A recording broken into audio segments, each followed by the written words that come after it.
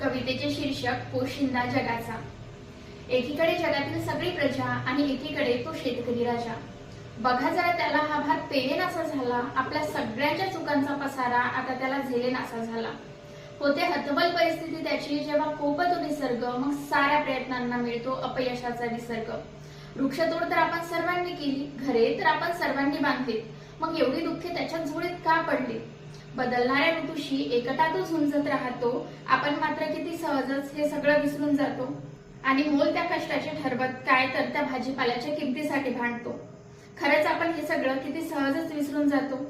जेवढी काळजी तो स्वतःची घेत नसेल तेवढी शेतातल्या त्या पिकांची घेतो।